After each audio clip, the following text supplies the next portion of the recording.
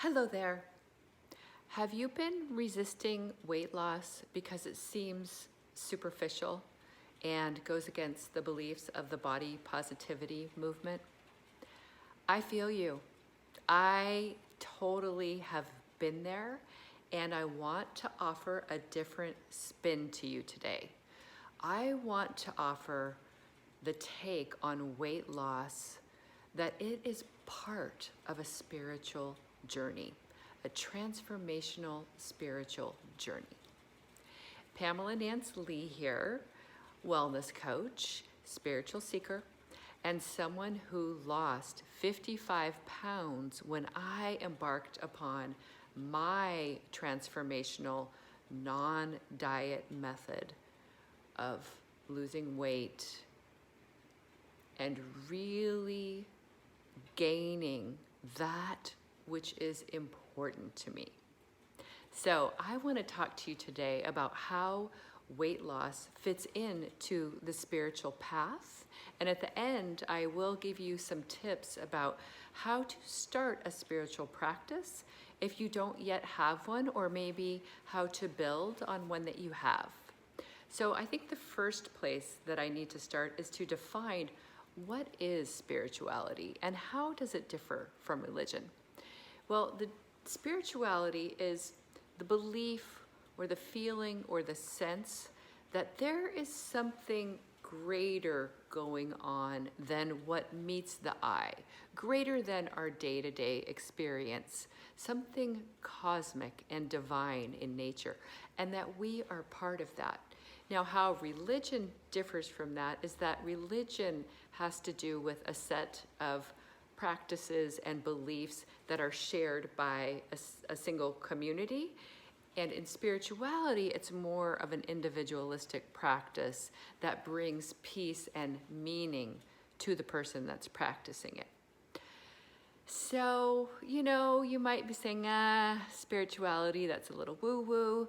And I just want to invite you for a moment to push aside, the sort of mainstream thoughts about what spirituality is, which I don't even know what those are, and to just take a moment to go within and look at in your mind's eye, in your mind, the planet that we live on and the fact that it revolves. I don't know how fast it revolves, but it's spinning fast and we're stuck to it by gravity. And we all started in our mother's womb or in her fallopian tube as an egg and a sperm, and then we grew into the person we are now in a womb, okay? And then on this planet Earth, we have this moon that goes around us, and we take this whole kit and caboodle, 8 billion people on the planet with a moon, and we once a year make this entire journey around the sun. And then there's other planets up there too. And that's just one solar system. One. It's infinite. And then look at all the species on the planet. Look at the birds and the bees and the butterflies and the flowers and the fish and the mammals and just everything. The natural phenomenon, the gorgeousness that's here. I mean, if that's not cosmic, it's really quite astounding when you think about it. So to have a spiritual practice means that you acknowledge there is this bigger force going on. And I like to believe and choose to believe, because we get to believe what we want to believe. I like to believe that this force is ultimately for our greater good, for our evolution, for moving us toward more peace and love and harmony within ourselves and ultimately within the world. And what we can work on is ourselves. That is the first place to start. And so that is why I really pair weight loss in with spirituality, because The process of losing weight, the way that I teach it, is a process of releasing that which no longer serves you. And when you release that which no longer serves you, you make room and space in your being for then gathering in what does serve you. So that's what I want to talk to you about today. And I really want to hone in on one area where I feel like weight loss can happen quite rapidly, because we are often eating to fill ourselves because we sense there's a void inside. Something is missing. I'm not quite enough. I need more. I don't know my meaning or my purpose. There's something more. There's an ache within us. And if we don't investigate that ache, and we're not trained to do that, nobody's teaching us this. We didn't get the manual on this.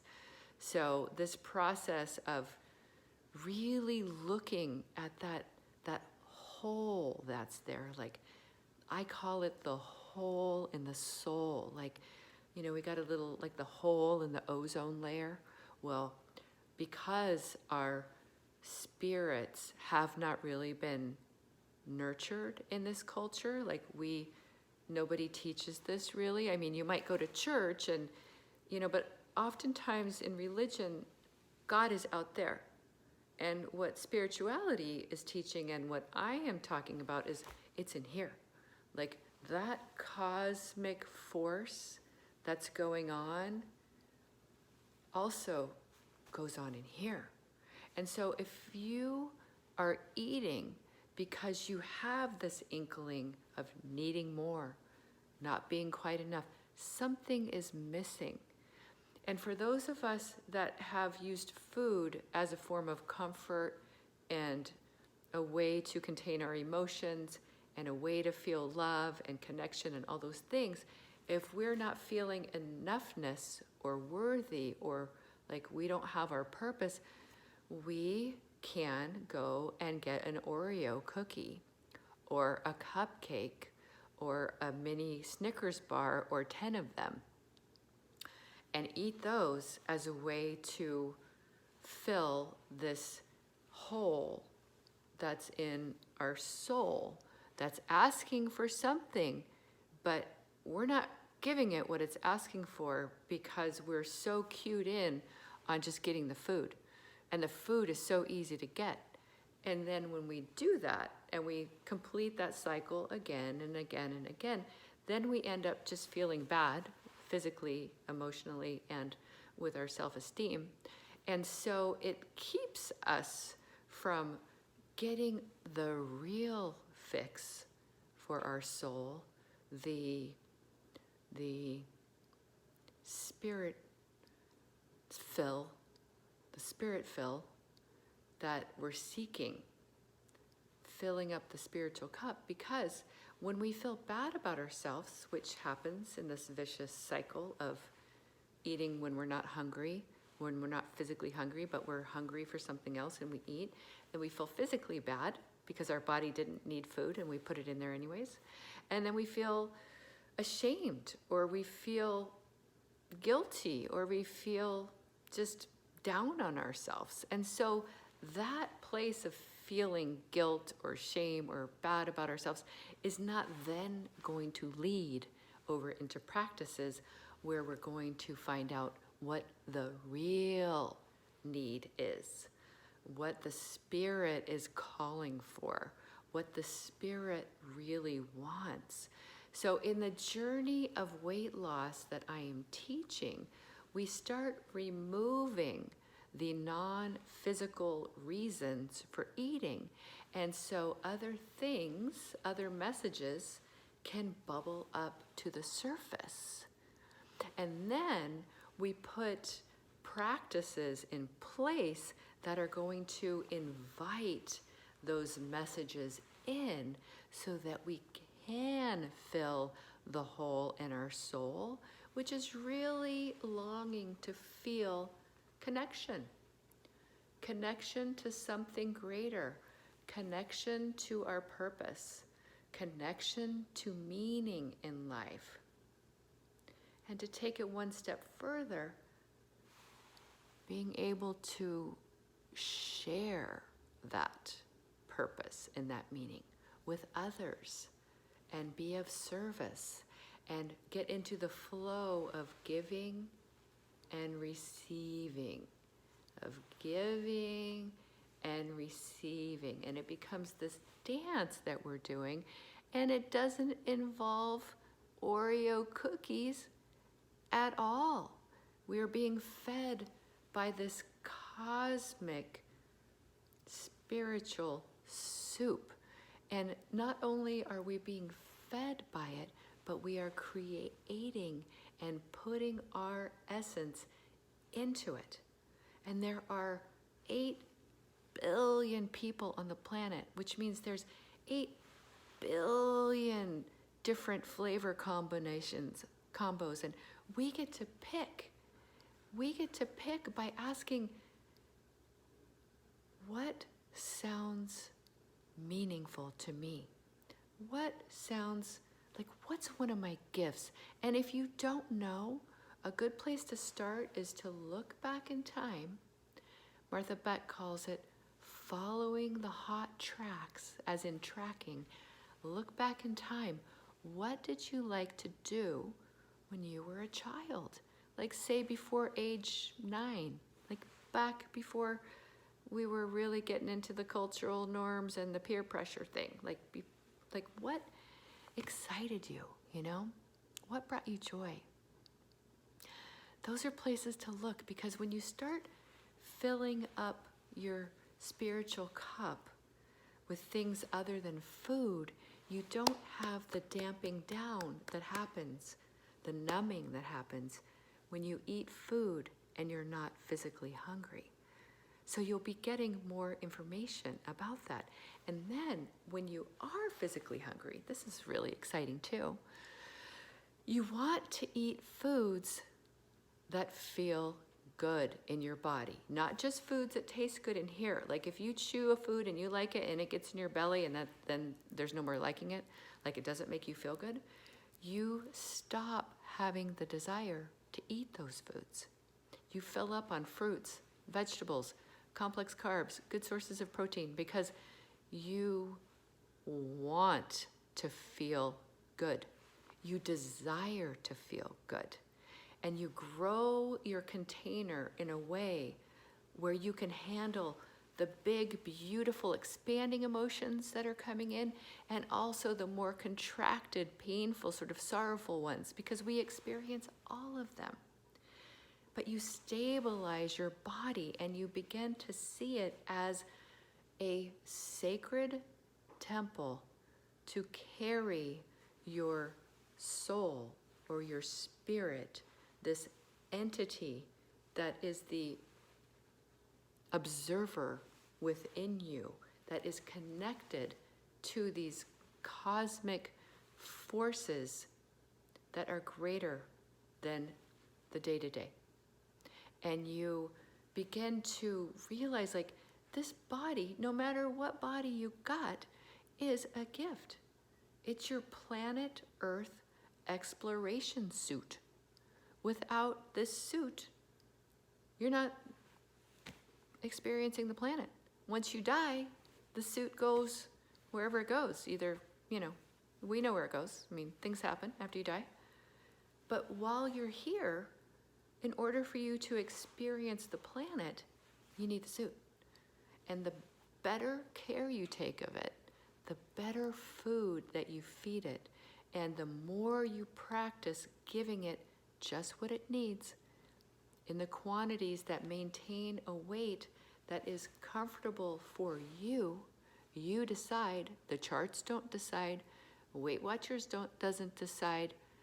I don't decide. You decide. You decide How much weight do I want to have on me based on what I want to do and how I want to feel? Once you get that connection, that this is a sacred vehicle to take your body around, weight loss becomes kind of effortless. I don't want to say there's not work involved in changing habits. There is. But seeing it from a spiritual perspective really helps to minimize the struggle. And you'll want to do it. I'm not kidding you. You'll want to. So that's my connection between spirituality and weight loss. And I wanted to give you, as promised, a few tips about starting a practice in spirituality, or growing the one that you already have. One of my biggest tips and things I do on the regular is to study teachers that I feel in alignment with. Some of my faves are Tara Brach, Tosha Silvers, Pema Chodron, Michael Beckwith, and I listen to Tammy Simon. Her podcast Sounds True.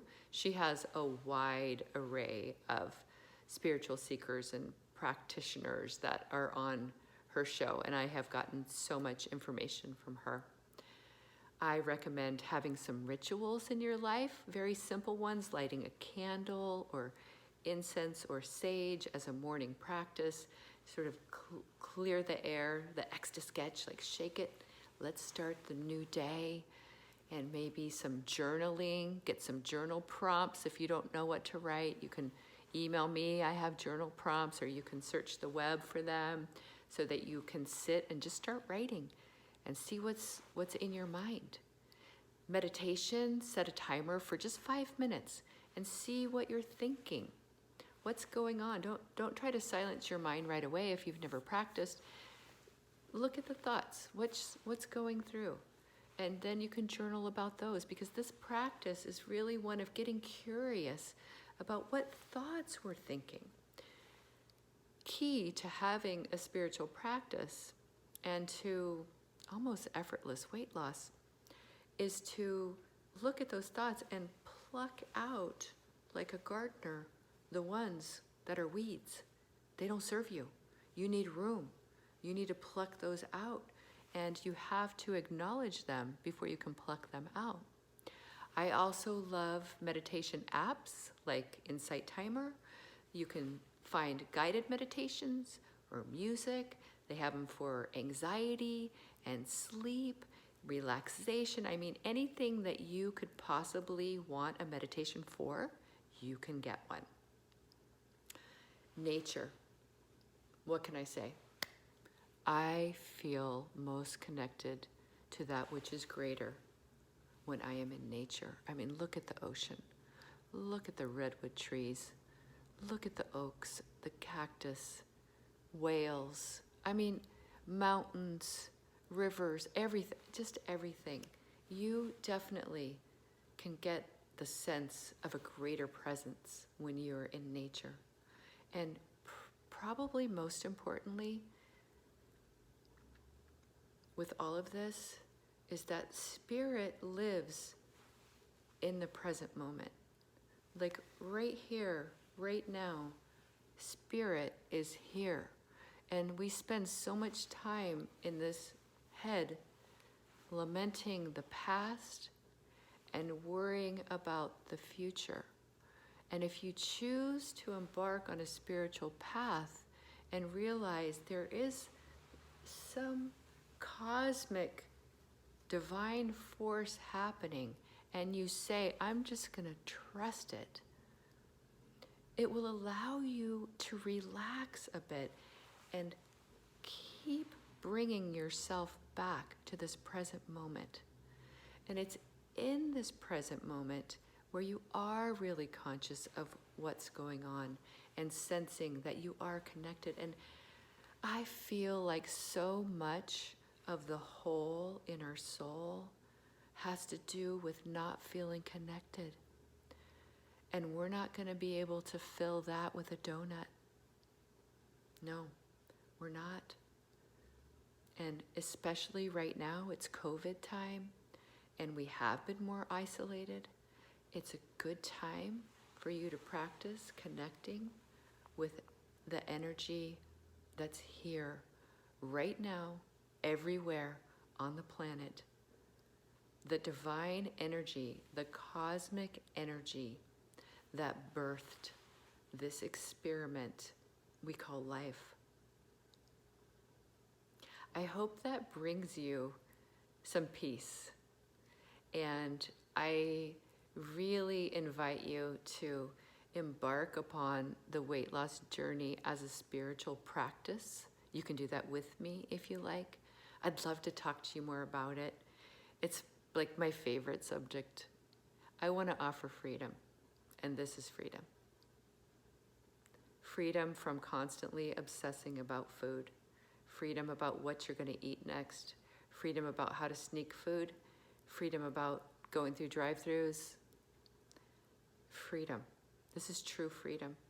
Freedom to really explore your divine nature, because you're no longer obsessing over what you are going to eat next. No, you are going to be in the presence and feeling your connection to the oneness that is here. And it is a practice. It's a lifelong practice. I invite you along for the journey. Thanks for listening in. I'll see you soon.